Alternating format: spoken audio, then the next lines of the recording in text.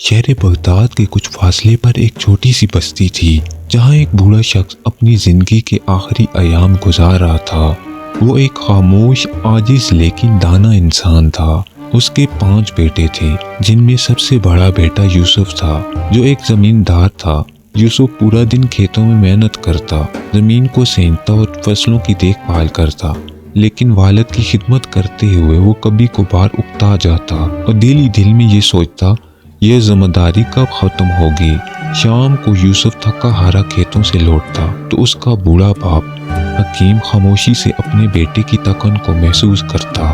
حکیم کے دل میں بیٹے کے لیے بے پناہ محبت تھی، لیکن وہ کچھ کہے بغیر فقط اپنی نظریں جھکا لیتا۔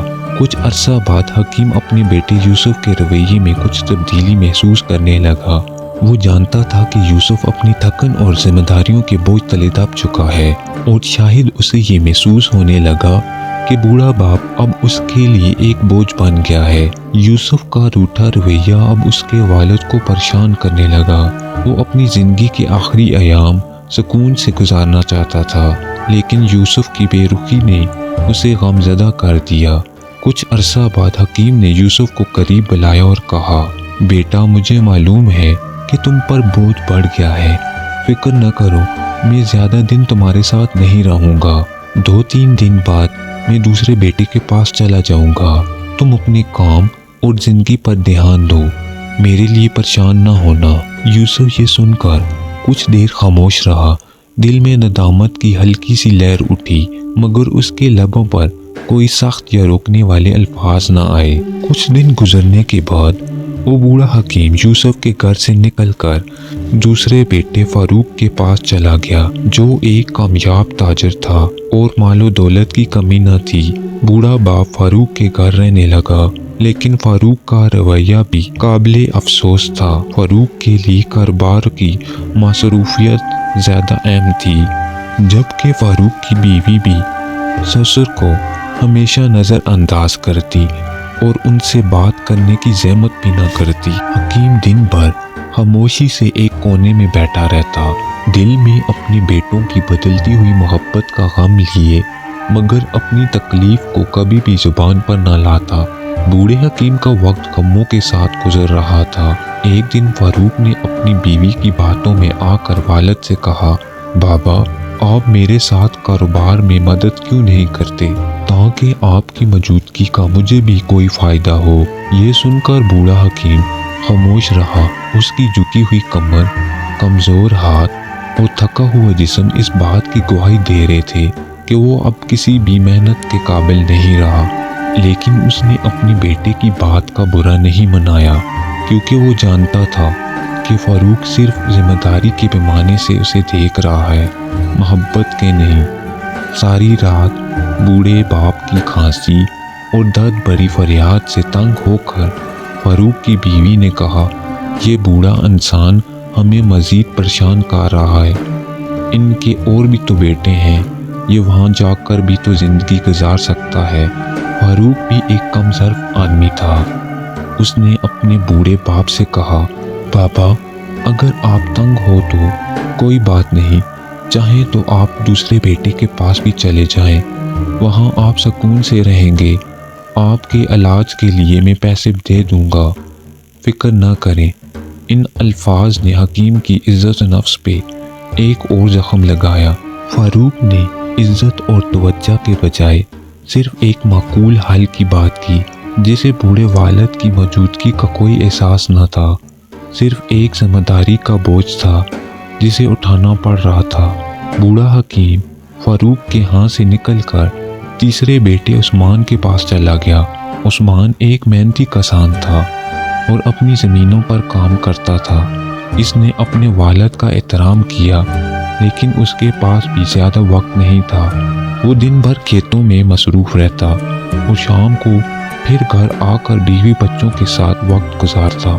بوڑھے والد کی بیماری اور دل کی گہری اداسی پر اس کا دھیان کبھی نہ گیا۔ عثمان جب صبح کام پر جاتا تو اس کی بیوی ہمیشہ اپنے بچوں کو سسر کے پاس بٹھا کر ان سے کھیلنے کو کہتی۔ بوڑھا حکیم جو بیماریوں اور کمزوری سے کانپ رہا تھا، یہ منظر دیکھ کر دل میں شدید غم کا شکار ہو جاتا۔ عثمان کے گھر میں والد کی حالت شدید خراب ہو گئی اور آخر کار وہ وہاں سے بھی چلا گیا۔ اس بار اس نے چوتھے بیٹے ارباز کے ہاں جانے کا فیصلہ کیا۔ ارباز جو کہ دھوکے باز اور لالچی انسان تھا، اپنے والد کے استقبال کے لیے بہت خوش تھا۔ ارباز کی خوشی محض لالچ کے باعث بھی نہ کہ والد سے محبت کے۔ ارباز نے اپنے والد کو عزت دی اور کہا، بابا آپ کو یہاں رہنے میں کوئی تکلیف نہیں ہوگی۔ وقت کے ساتھ ساتھ ارباز کو پتہ چلا کہ بوڑھے والد کے پاس کوئی مال و دولت نہیں ہے، تو ارباز نے بھی والد کو نظر انداز کر دیا۔ ارباز کی بیوی نے اپنے سسر کو بوجھ سمجھ کر اس کی کوئی خدمت نہیں کی، بلکہ الٹا اسے تکلیف دی۔ وہ ہمیشہ شکایت کرتی رہتی اور بوڑھے کو ہمیشہ اپنے کاموں کا رکاوٹ سمجھتی۔ لیکن بیوی کا کیا قصور، جبکہ بوڑھے کے اپنے بیٹے ہی نافرمان ہو چکے تھے۔ ارباز بھی اپنے کاروباری امور میں اتنا مگن ہو چکا تھا کہ اس نے اپنے بوڑھے باپ کی اس حالت پر کوئی دھیان نہ دیا۔ اس دوران بوڑھے باپ کی حالت اور جسمانی صحت تیزی سے بگڑنے لگی۔ آخر کار ارباز نے بھی جواب دے دیا اور کہا، بابا تم یہاں نہیں رہ سکتے، میرے پاس اتنا وقت نہیں ہے کہ تمہیں ہر وقت دیکھوں، اب تمہیں کہیں اور جانا ہوگا۔ اس کے بے درد الفاظ سے بوڑھے حکیم نے دل برداشتہ ہو کر آخری بیٹے عبداللہ کے ہاں جانے کا فیصلہ کیا۔ عبداللہ حکیم کا سب سے چھوٹا اور کم عمر بیٹا تھا، جو ایک غریب اور محنتی شخص تھا۔ دہاڑی لگا کر جو پیسے کماتا، ان پیسوں سے وہ اپنے باپ کے لیے دعائیں خریدتا اور اپنے گھر کا خرچ چلانے کی کوشش کرتا۔ اس کی بیوی بھی کافی ایماندار تھی، اپنے سسر کا دل سے خیال رکھتی تھی۔ وہ ان کی بیماری اور بڑھاپے کو سمجھتی تھی اور ہمیشہ ماں باپ کی طرح ان کی خدمت میں لگی رہتی۔ بوڑھے حکیم نے جب عبداللہ اور اس کی بیوی کا احترام دیکھا تو دل ہی دل میں خوش ہوا اور بہت سی دعائیں دینے لگا۔ وقت گزرتا گیا اور حکیم اپنے چھوٹے بیٹے کے گھر میں خوشی خوشی زندگی گزارنے لگا۔ اس کی زندگی میں سکون اور محبت واپس آئی اور وہ اس بات پر شکر گزار تھا کہ آخر کار اسے وہ عزت ملی جس کا وہ ہمیشہ سے حقدار تھا۔ بالآخر حکیم کی زندگی کے آخری ایام شروع ہوئے اور وہ شدید بیمار پڑ گیا۔ عبداللہ اپنے باپ کی حالت دیکھ کر بے حد غمگین ہوتا اور اکثر رو پڑتا، کیونکہ وہ اپنے والد کو ایک بوجھ نہیں بلکہ وہ حقیقی معنوں میں باپ کے رتبے سے دیکھتا تھا۔ اس کے دل میں باپ کے لیے عزت اور محبت کا سمندر تھا اور وہ ہر ممکن کوشش کرتا کہ اپنے والد کی خدمت میں کوئی کمی نہ چھوڑے۔ عبداللہ کے آنسو اور فکر والد کی زندگی کے ان آخری دنوں میں تسلی اور سکون کا باعث بنے۔ اللہ کی محبت دیکھ کر اسے اپنے قریب بلایا اور دھیمی آواز میں کہا، بیٹا میری زندگی کے آخری دن قریب ہیں، میری سانسیں اب بس تھوڑی سی رہ گئی ہیں، لیکن اللہ تمہیں ہمیشہ خوش اور آباد رکھے جس طرح تم نے میری خدمت کی اور میرا دل جیتا۔ عبداللہ نے غمگین لہجے میں جواب دیا، بابا اللہ نہ کرے کہ آپ کو کچھ ہو، آپ کے بغیر میں کیسے زندہ رہ پاؤں گا۔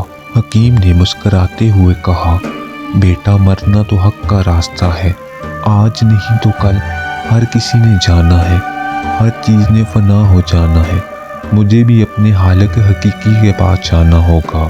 عبداللہ نے غمگین لہجے میں کہا، بابا کیا آپ مجھ سے خوش ہیں؟ میں وہ خدمت نہیں کر سکا جس کے آپ حقدار تھے، میری بیوی بھی کم عقل ہے، لیکن اگر آپ کے دل میں کوئی گلہ شکوہ ہے تو ہمیں ضرور بتائیں اور اپنا بوجھ ہلکا کیجیے۔ حکیم نے گہری سانس لی اور عبداللہ کو کہا، بیٹا ایک آخری بات ہے جو میں تم سے کہنا چاہتا ہوں اور یہ ایک بڑی امانت ہے۔ میں نے اپنی زندگی میں تم پانچوں بیٹوں کا امتحان لیا، لیکن اس آزمائش میں صرف تم کامیاب ہوئے۔ بیٹا میرے مرنے کے بعد تم بغداد کی فلاں گلی میں جابر نام کے ایک بوڑھے شخص کے پاس جانا اسے میرا نام لے کر کہنا کہ حکیم وفات پا چکا ہے اور وہ امانت جو میں نے اس کے پاس رکھی تھی وہ تمہیں دے دے۔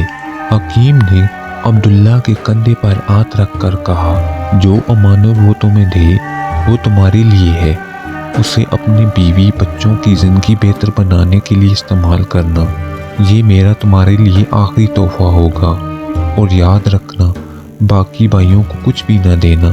اور بالآخر حکیم اس دنیا سے رخصت ہو گیا۔ حکیم کی وفات کا غم عبداللہ کے دل پر بجلی بن کر گرا۔ اس کی آنکھیں آنسوؤں سے بھری ہوئی تھیں اور دل میں بے پناہ غم تھا۔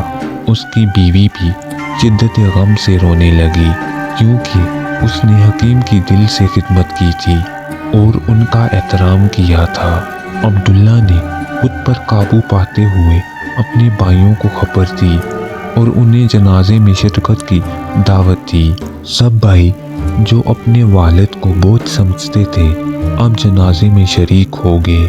عبداللہ جو ہمیشہ ایمانداری اور محبت کا پیکر رہا، اپنے بھائیوں سے کہا کہ بابا جان نے مجھے ایک امانت سونپی تھی، مجھے یقین ہے کہ وہ کوئی قیمتی خزانہ ہوگا، لیکن اس میں سب بھائیوں کا حق ہے۔ حالانکہ اسے پاپا نے صرف میرے لیے وصیت کی تھی۔ بھائی جو دل میں کہیں نہ کہیں لالچ رکھتے تھے فوراً بولے، جاؤ اور امانت لے آؤ، پھر اسے ہم پانچوں بھائی آپس میں تقسیم کر دیں گے تاکہ سب بھائیوں کو برابر حصہ ملے۔ عبداللہ نے ٹھیک ویسا ہی کیا جیسا اس نے کہا تھا۔ وہ بغداد جا کر امانت لے آیا۔ جب اس نے صندوق کھولا تو وہ حیرت میں پڑ گیا۔ صندوق میں بغداد کے مشہور بازار کے کئی قیمتی دکانوں کے کاغذات، جواہرات جو اس کی ماں کے تھے، اور بہت سی اشرفیاں بھی موجود تھیں۔ عبداللہ نے اپنی دیانتداری کا ثبوت دیتے ہوئے سب بھائیوں کو ان کا حق دے دیا اور خود اپنے حصے پر قناعت کی۔ زندگی پھر ایک بار باپ کے سائے کے بغیر چلنے لگی، لیکن وقت نے جلدی ہی اپنی حقیقت دکھا دی۔ چند ماہ بعد بڑے بھائیوں میں سے ایک اپنے کاروبار میں بری طرح پھنس گیا۔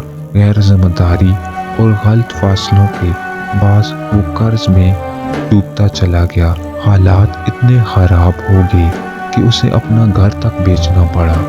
دوسرا بھائی جو کبھی عیش و عشرت کی زندگی بسر کرتا تھا، ایک دن چوری میں ملوث پایا گیا۔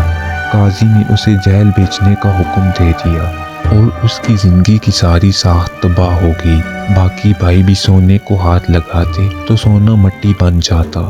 یہ سب ناکامیوں کا ایک جواب تھا، باپ کی بددعا تھی۔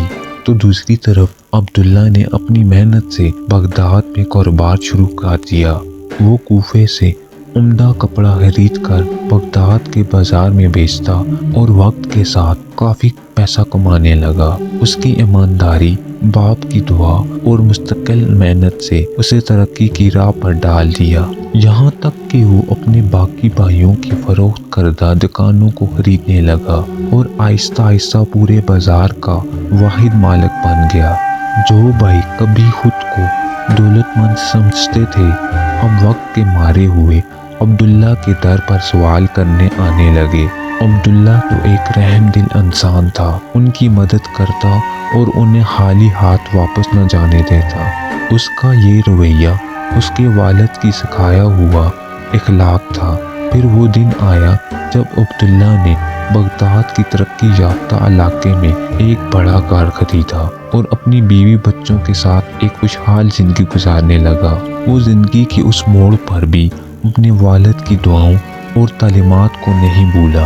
ایک دن وہ اپنے والد کی قبر پر فاتحہ پڑھنے گیا۔ قبر کے سامنے کھڑے ہو کر اس نے کہا، بابا آپ کی دعاؤں نے مجھے بغداد کا امیر بنا دیا، لیکن آپ کے سائے کی محرومی نے مجھے غمگین کر دیا ہے۔ اللہ تعالیٰ آپ کو جنت الفردوس میں اعلیٰ سے اعلیٰ مقام عطا فرمائے۔ معزز دوستو، اس کہانی سے ہمیں 3 قیمتی اسباق ملتے ہیں۔ نمبر 1، والدین کی ذمہ داری ہے کہ وہ اپنے بچوں کی بہترین تربیت کریں تاکہ وہ بعد میں نہ صرف ان کا سہارا بنے بلکہ زندگی کی مشکلات کا سامنا بھی حکمت اور صبر سے کریں۔ نمبر 2، ایک بیٹے کے طور پر والدین کو کبھی بھی بوجھ نہ سمجھیں، کیونکہ وقت کا پہیہ گھومتا ہے اور کل آپ خود اس مقام پر ہو سکتے ہیں جہاں والدین آپ سے محبت اور توجہ کی امید کرتے تھے۔ نمبر 3، والدین کے ساتھ محبت، عزت اور اچھا رویہ اختیار کرنا نہ صرف آپ کا مستقبل کو روشن کرتا ہے بلکہ آخرت میں بھی بے شمار انعامات کا باعث بنتا ہے۔ والد چاہے جیسا بھی ہو، ان کی خدمت کرنا بیٹے کا فرض ہے، کیونکہ ان کی دعا ہی آپ کی زندگی کا سب سے بڑا سرمایہ ہے۔ مجھے امید ہے کہ آپ کو اس کہانی سے بہت کچھ سیکھنے کو ملا ہوگا۔ اگر آپ کو یہ سبق آموز کہانی پسند آئی ہے تو ہمارے اس چینل کو لازمی سبسکرائب کیجیے اور اس ویڈیو کو لائک اور شیئر بھی کیجیے۔ شکریہ۔